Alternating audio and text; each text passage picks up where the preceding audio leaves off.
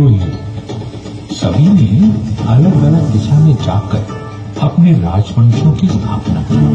द्रोहियों दक्षिण पूर्व दिशा की ओर गए और कपिल मुनि के आशीर्वाद से सागर द्वीप में अपना राज्य स्थापित किया। कपिल मुनि ने आशीर्वाद देते हुए कहा था, त्रिवेद नागरिम शुभम। महाराज द्रोहियों के 27वें वंशज पूर्व दिशा की ओर गए, जहाँ उन्होंने किरातों को परास्त किया। वहीं ब्रह्मपुत्र और कपिला नदी के संगम पर एक नया नगर बसाया गया, जिसका नाम त्रिवेद था। त्रिपुरा केवल एक शब्द नहीं, कृपा है शिव और शक्ति की। पीठमाला तंत्र में स्वयं महादेव ने ये घोषणा की है कि धरती पर जहां भी माता सती के अंग गिरे, वहीं शक्तिपीठ की स्थापना हुई। उसी ग्रंथ में संकलित एक श्लोक में कहा गया है, त्रिपुरा में देवी का दाहिना पैर गिरा। पूजनीय देवी को त्रिपुरा सुंदरी कहा जाता है, पर यहाँ स्थापित शिव का नाम त्रिपुरेश भैरव हुआ। और इस तरह शुरुआत हुई एक कीर्तिवान राजवंश की, जिसने करीब 3000 साल तक आर्यवर्त के इस महान भाग पर शासन किया। महाभारत, पुराण और अनगिनत शास्त्रों में त्रिपुरा का उल्लेख मिल जाता है। इसके अलावा कई प्राचीन पुरालेखों के साथ साथ साहित्यिक ग्रंथों में भी त्रिपुरा का वर्णन किया गया है। मुगल इतिहासकार अबुल फजल आईने अकबरी में लिखते हैं, भाटी प्रांत के पास एक आजाद राज्य है, इसे त्रिपुरा कहते हैं। इसके राजा का नाम विजय माणिक्य है। इस राजा के पास 2 लाख पैदल सेना और 1000 हाथी हैं। त्रिपुरा के इतिहास से तो आप परिचित हो गए, अब इस कथा के सूत्रधार से भी मिल लीजिए। शुभ्र कांति, उज्जवल मुख, उन्नत गुंबद, राजसी छत, सारा विश्व मुझे सम्मान से उज्जयंत महल कहकर पुकारता है। मेरा नामकरण किसने किया, यह रहस्य इतिहास में कहीं खो गया है, परंतु मेरी नींव में मिले ताम्र पत्र पर लिखे संस्कृत श्लोक में मेरा नाम मिल जाता है। 1857 के भूकंप में अगरतला का राजमहल भी बुरी तरह से क्षतिग्रस्त हुआ। तब महाराजा राधा किशोर माणिक्य ने 1901 में मेरा निर्माण करवाया।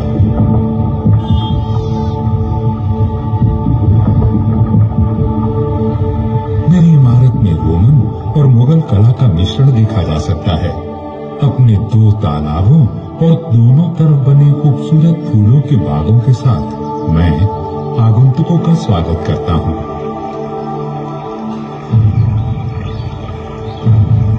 यहाँ के पर्वत त्रिपुरा वासियों के अदम्य स्वभाव के चिन्ह हैं। नदियाँ जैसे कला और संस्कृति की अविरल धारा का प्रतिबिंब। यहाँ के उदार जंगल जीवन को आश्रय देते हैं और यहाँ की प्राकृतिक सुंदरता वैदिक कवियों की कल्पना से अद्भुत है।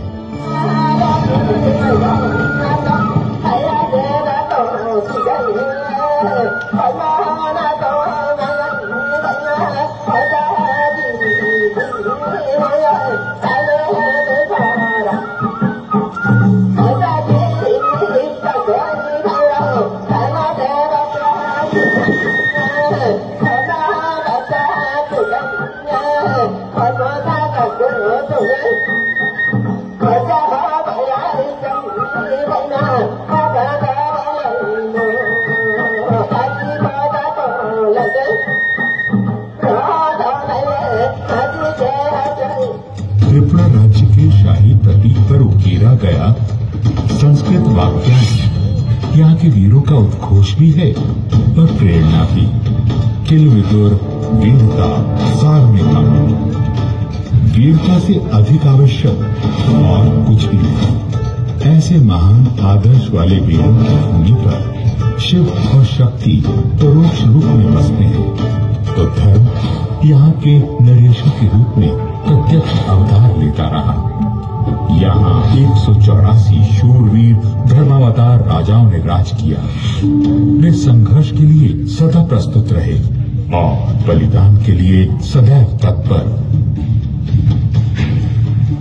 त्रिपुरा के प्रथम नरेश से लेकर अंतिम शासक ने अपना सर्वस्व देकर इस परंपरा का निर्वाह किया। इस राजवंश के अंतिम प्रजापालक महाराज वीर विक्रम किशोर माणिक्य बहादुर को याद करता हूँ तो याद आता है उनका समर्पण, त्रिपुरा को विकसित करने और आधुनिक बनाने की उनकी प्रतिबद्धता, और साथ ही याद आता है वो एक दिन जब नीति ने हमसे विश्वासघात किया। मई 1947। भारत की स्वतंत्रता अब केवल 3 महीने की दूरी पर थी। भारी अनिश्चितता का समय था। देश की तरह ही राज्य में भी विघटनकारी शक्तियां सर उठा रही थीं, परंतु महाराज का आश्रय था, सो जनता निश्चिंत थी। अपने कर्तव्य के प्रति सजग महाराज वीर विक्रम हर गतिविधि पर नजर रखे थे, पर इस बीच रोग ने उन्हें आ घेरा। देखते ही देखते उनकी तबीयत बिगड़ने लगी। अफरा तफरी में कोलकाता के प्रसिद्ध डॉक्टर को बुलवाया गया। महाराज की सांसें उखड़ने लगी थी। उन्होंने कमरे में लगे भगवान शिव के चित्र को देखा। भोपाल और भगवान के बीच जैसे एक मूक संवाद हुआ। हे महादेव, 15 साल की आयु में जब मुझे धर्मासन पर बैठाया गया था, तब से अब तक एक पल भी ऐसा नहीं बीता जब मैंने त्रिपुरा के उत्थान के बारे में न सोचा हो। यह दायित्व ही तो मेरे जीवन का आधार बिंदु है। आज जब मेरी प्रजा को मेरी सबसे ज्यादा जरूरत है, तो क्या मुझे प्रयास करने का अवसर भी नहीं देंगे प्रभु? मन पर ये बोझ लिए 17 मई 1947 के दिन महाराज का देहांत हो गया। धर्म का पार्थिव स्वरूप लुप्त होते ही अधर्म का तमस बढ़ने लगा। जो बात पहले दबी जबान में कही जा रही थी, वो अब सड़कों पर गुर्राते नारों में सुनाई देने लगी। पाकिस्तान जिंदाबाद, लड़के लेंगे हिंदुस्तान। पाकिस्तान जिंदाबाद, लड़के लेंगे हिंदुस्तान। राज्य का अस्तित्व दांव पर लगा था और भय था हजारों वर्षों से सहेजी हुई परंपरा और संस्कृति के विलुप्त हो जाने का। परंतु ऐसी चुनौतियां त्रिपुरा के लिए नई कहाँ थी। काल की परिक्रमा के लिए निकलता हूँ तो 13वीं सदी पर आकर रुक जाता हूँ। ये वो समय था जब तलवार लहराते बर्बर आतताई राज्य की सीमा लांघने लगे थे। 13वीं शताब्दी की शुरुआत में त्रिपुरा का राजकाज महाराजा चेंगथोंग खा ने संभाला। एक दिन शिकार खेलते हुए महाराज ने जंगली बराह को अपने तीर का निशाना बनाया, परंतु उसी समय उस बराह को राजकुमारी नाइफोक्ति का तीर भी आ लगा। संयोग से इन दोनों का मिलना हुआ, जिसका परिणाम विवाह था। किंतु ये बात कोई नहीं जानता था कि इस संयोग का बड़ा प्रभाव त्रिपुरा के भविष्य पर पड़ने वाला था। बंगाल और त्रिपुरा की सीमा पर मेघना नदी बहा करती थी। जब बंगाल पर मुस्लिम शासकों का कब्जा हुआ तो त्रिपुरा भी सुरक्षित न रहा। बंगाल की ओर से लूटपाट करने इरावंत खान अक्सर त्रिपुरा में घुसपैठ करने लगा। महाराज चेंगथोंग खा ने लुटेरे को खदेड़ भगाया, परंतु इरावंत खान फिर लौटा और इस बार उसके साथ और की विशाल तुर्की सेना भी थी। महाराज असमंजस में पड़ गए। महाराज, आप यहाँ एकांत में? बाहर सभी सेनाध्यक्ष आपकी राह देख रहे हैं। सेना अध्यक्षों से मिलकर कहूंगा क्या महारानी? इरावंत खान की सेना से टक्कर लेना आत्मघात है। समर्पण से तो मृत्यु उत्तम है। आप समझ नहीं रही हैं महारानी। सुबह से मेरी आंख भड़क रही है। ये शुभ संकेत नहीं है। धर्मावतार जब शत्रु द्वार तक आ पहुंचे तो वीर पुरुष की भुजाएं फड़कती है। यदि आपको अनिश्चय ने स्तब्ध कर दिया है तो हीराबंद खान का मुकाबला मैं करूंगी। और महारानी ने ऐसा ही किया। विकराल गज पर सवार महारानी मैथोक्ति क्रुद्ध माता त्रिपुरा सुंदरी का रूप रख रही थी। उनका हाथी ऐसे गरजता था मानो इंद्र के ऐरावत को चुनौती दे रहा हो। महारानी की चीत्कार ने त्रिपुरा की सेना को और अधिक प्रोत्साहित किया और अपने पराक्रम से त्रिपुरा के वीरों ने अपने राज्य की रक्षा की।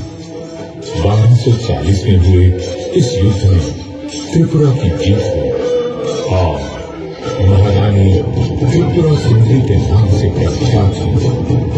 परंतु यह समर आने वाले विकट समय की चेतावनी बनकर आया था। 15वीं सदी के अंत में महाराज धन्य माणिक्य का उदय हुआ, जो उतना ही नाटकीय था जितना चंद्रगुप्त मौर्य द्वारा राज्य प्राप्त करना। षड्यंत्रकारी सभासदों और सेनापतियों का वध कर उन्होंने अपना अधिकार पाया।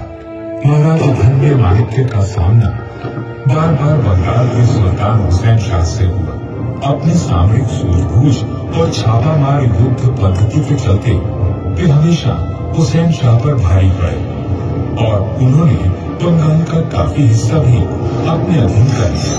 एक युद्ध में तो इनके सैनिक हुसैन शाह की एक तोप को ही उठाकर अपने साथ त्रिपुरा ले आए।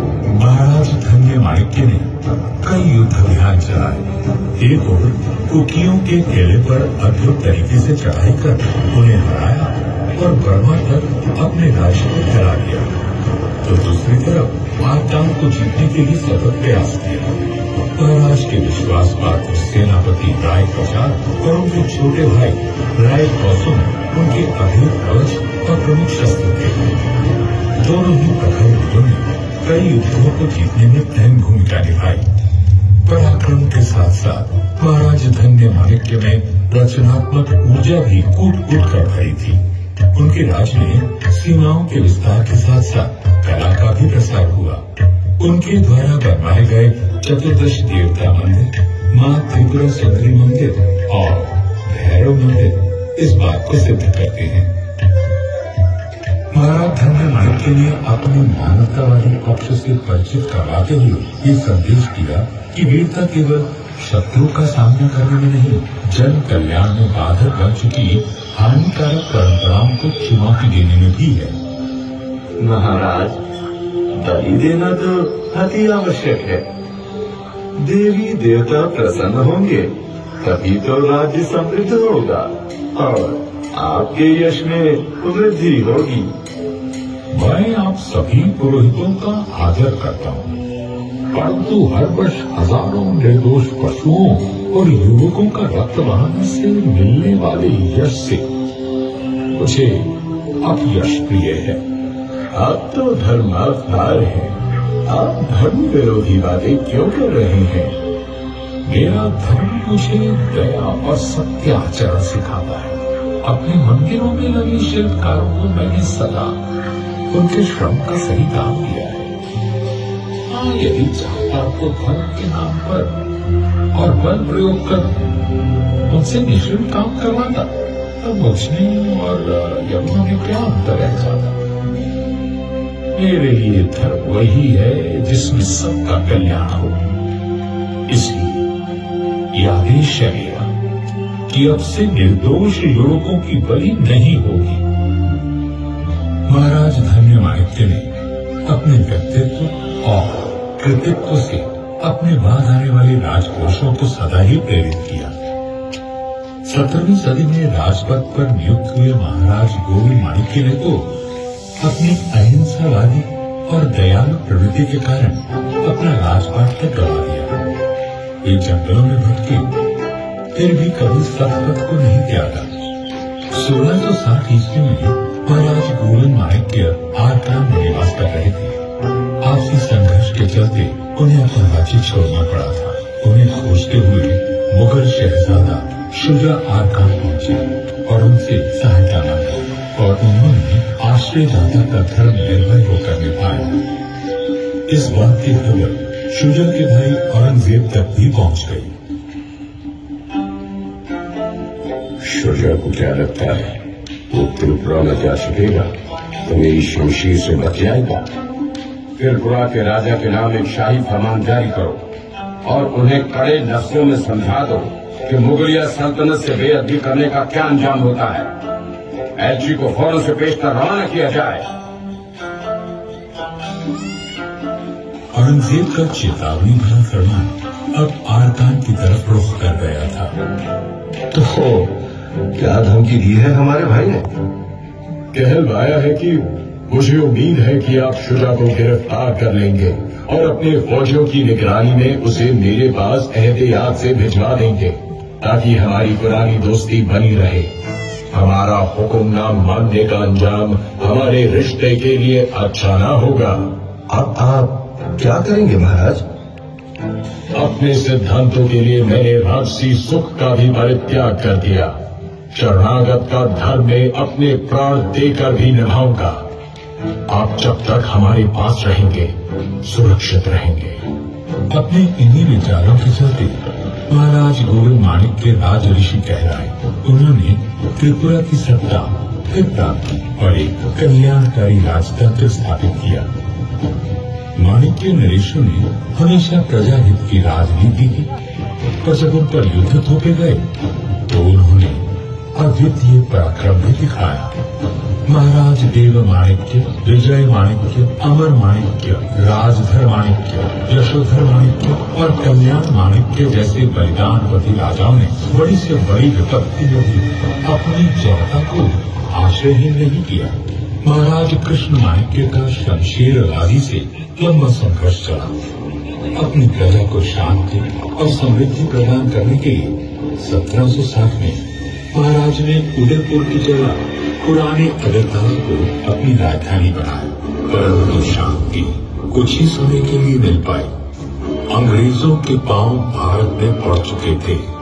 1761 से त्रिपुरा और ईस्ट इंडिया कंपनी में संघर्ष शुरू हुआ। युद्ध के मैदान में महाराज कृष्ण माणिक्य का पलड़ा हमेशा भारी था, परंतु अपनी खूब नीति से अंग्रेज अपने पकड़ मजबूत करते रहे। समय तेजी से बदला, मुगलों का पतन हुआ और अब सत्ता अंग्रेजों के हाथ में चली गई। इस परिवर्तन के बाद भी माणिक्य अपना कर्तव्य निभाते रहे। 1838 में महाराज कृष्ण किशोर माणिक्य ने वर्तमान अगरतला की नींव रखी। फिर आगमन हुआ उस राजपुरुष का जो त्रिपुरा में आधुनिकता की लहर लाने वाला भगीरथ बना। 1862 में महाराजा वीर चंद्र माणिक्य ने सत्ता संभाली। अब निरर्थक युद्ध बंद हो चुके थे और प्रगतिशील विचारों से त्रिपुरा की रूपरेखा बदलने लगी थी। अपने सतपथगामी पूर्वजों की तरह ही महाराजा वीर चंद्र माणिक्य ने सामाजिक कुरीतियों पर घात किया। सती प्रथा बंद हुई। दास प्रथा से त्रिपुरा को मुक्ति मिली। जहाँ एक ओर सामाजिक सुधार हो रहे थे, वहीं नई व्यवस्थाओं का गठन भी हो रहा था। महाराज का सबसे बड़ा योगदान कला के प्रोत्साहक के रूप में रहा। वे वास्तव में संगीत, साहित्य, लोक साहित्य और फोटोग्राफी के पारखी थे। महाराजा वीरचंद्र की फोटो कला इतनी व्यापक रूप से लोकप्रिय हुई कि अमेरिका की फोटोग्राफिक पत्रिका प्रैक्टिकल फोटोग्राफर ने अपने एक अंक में महाराजा की सचित्र जीवनी प्रकाशित की। महाराज नए नए प्रयोग करने के लिए विख्यात थे। उन्होंने अपने ही कैमरे से खुद अपनी और महारानी की तस्वीरें ली। ये इतिहास की पहली सेल्फी थी। विविध कलाओं को संरक्षण देने के साथ साथ वे स्वयं एक प्रवीण संगीतज्ञ और कवि थे। महाराजा पेंटिंग में भी माहिर थे। उन्होंने अपने पूर्वज राजाओं के चित्र बनाने के लिए एक फ्रांसीसी कलाकार को नियुक्त किया। उनकी कल्पना और प्रतिभा की कोई सीमा नहीं थी। 1857 के गदर के बाद जब अवध का पतन हुआ, तब महाराज ही थे जिन्होंने आश्रयहीन कलाकारों को अपने दरबार में स्थान दिया। उनके दरबार के नवरत्नों में देश भर से आए कलाविद शामिल थे और जल्द ही वे भारत के महानतम कवि के संपर्क में भी आए। अपनी जीवन संगनी महारानी भानुमती देवी की अकस्मात मृत्यु से संतापित महाराज को शोक सागर से उबारा एक युवा कवि द्वारा रचित कविता भग्नो हृदय उस प्रतिभावान परंतु अनजान कवि का नाम था रविंद्रनाथ टैगोर। इस घटना के बाद से त्रिपुरा के राज परिवार और टैगोर में एक अटूट संबंध बन गया। टैगोर ने महाराज की सहायता से त्रिपुरा के इतिहास का अध्ययन किया और उसे अपनी अमर कृतियों राजऋषि, विसर्जन और मुकुट में स्थान दिया। महाराजा वीरचंद्र माणिक्य के बाद महाराजा राधा किशोर माणिक्य से भी टैगोर के घनिष्ठ संबंध रहे। त्रिपुरा के राज परिवार ने भी शांति निकेतन और अन्य सुधार कार्यों में टैगोर को आर्थिक और नैतिक समर्थन देकर अपनी मित्रता निभाई। ब्रिटिश राज त्रिपुरा के लिए शांति का काल रहा, परंतु जब जब पराक्रम दिखाने का अवसर आया, त्रिपुरा के रणबांकुरों ने अपनी वीरता से विजयश्री और प्रशंसा बढ़ाई। द्वितीय विश्व युद्ध के समय जब जापानी फौज भारत की ओर अग्रसर थी, तब त्रिपुरा ने बर्मा में हो रहे युद्ध के लिए अपनी सेना भेजी और भारत पर जापानी आक्रमण को रोकने में एक महत्वपूर्ण सैन्य भूमिका निभाई। महाराजा वीर विक्रम द्वारा तैयार की गई फर्स्ट त्रिपुरा राइफल्स ने जापानी अतिक्रमण को कुचल कर रख दिया। अंग्रेज अफसरों से सम्मान और प्रशंसा पाकर त्रिपुरा के वीरों ने मातृभूमि को गौरव प्रदान किया। उच्च आदर्शों और महान नरेशों वाला माणिक्य राजवंश कभी भी अपने राजधर्म से विमुख नहीं हुआ, परंतु हर उज्ज्वल सूर्य अपनी यात्रा पूरी कर अस्त हो ही जाता है। भारत की आजादी से 3 महीने पहले महाराज वीर विक्रम किशोर माणिक्य बहादुर का निधन त्रिपुरा के लिए प्रलय के समान था। उनके बाद उनके 14 वर्षीय पुत्र महाराजा किरीट विक्रमाकिशोर माणिक्य को त्रिपुरा का राजा घोषित किया गया और शासन के बावजूद उनकी माता महारानी कंचन प्रभा महादेवी ने संभाली। परंतु महाराज वीर विक्रम की मृत्यु के बाद एक दिन ऐसा नहीं बीता जब राज्य में दंगा फसाद न हुआ हो। यदि महाराजा वीर विक्रम 3 महीने और जीवित रहते तो वे मुस्लिम लीग के डायरेक्ट एक्शन से होने वाले विध्वंस को रोक सकते थे। त्रिपुरा की सरकार अराजकता की ओर बढ़ रही थी, हर तरफ मारकाट मची थी और उस पर त्रिपुरा पर पाकिस्तान का कब्जा होने का खतरा अलग से था। इस घोर निराशा के काल में एक बार फिर नारी शक्ति ने राज्य की रक्षा की। 13वीं सदी में महारानी त्रिपुरा सुंदरी ने दुश्मन से लोहा लेने के लिए तलवार उठाई थी। अब वर्षों बाद क्षत्राणी कंचन प्रभा महादेवी ने महत्वपूर्ण निर्णय लेकर अपने राज्य को सुरक्षित किया। त्रिपुरा के कई महान सपूतों ने अपनी मातृभूमि को बचाने के लिए आंदोलन किया और महारानी की शक्ति बढ़ाई। महारानी ने तत्कालीन केंद्रीय गृह मंत्री श्री वल्लभ भाई पटेल को त्रिपुरा के हालात से अवगत कराया। बाद में महारानी खुद नई दिल्ली में केंद्रीय गृह मंत्री पटेल के साथ इस मुद्दे पर चर्चा करने गई। अतिरिक्त बलों को त्रिपुरा भेजा गया और राज्य की स्थिति में सुधार हुआ। 9 सितंबर 1949 को त्रिपुरा विलय समझौते पर महारानी ने हस्ताक्षर किए, जिसके परिणाम स्वरूप त्रिपुरा भारत का पार्ट सी राज्य बन गया। माणिक्य राजवंश का गौरवशाली राज्य काल पूर्ण हुआ और त्रिपुरा एक उज्जवल भविष्य की ओर बढ़ चला। आज त्रिपुरा भारत का बेशक तीसरा सबसे छोटा राज्य है, परंतु इसकी परिधि में हजारों वर्षों का प्रेरणादायक इतिहास है, उत्कृष्ट कला है, विस्तृत ज्ञान है और संजोई हुई धरोहर है भारत की संस्कृति की। त्रिपुरा का श्रेष्ठ संसाधन उसके नागरिक हैं, जिन्हें विरासत में वो गुण मिले हैं जो इस राज्य को निरंतर चरमोत्कर्ष की ओर ले जा रहे हैं। यहाँ बच्चों को बुनियादी शिक्षा मुफ्त दी जाती है और साक्षरता में त्रिपुरा देश के कई राज्यों से काफी आगे है। जहाँ एक और इस प्रदेश में प्राकृतिक संसाधनों का अमूल्य भंडार है, वहीं यहाँ के मंदिर, महल और प्राकृतिक सौंदर्य हर वर्ष अनगिनत पर्यटकों को अपनी ओर आकर्षित करते हैं। त्रिपुरा नाम की काव्य में संभावनाओं का असीम सागर है। किल विदुर वीरता सार में तम कादर्श अपने दिल में लिए कर्मठ त्रिपुरावासी अपने राज्य को देश का गौरव बनाने के लिए सतत प्रयासरत हैं।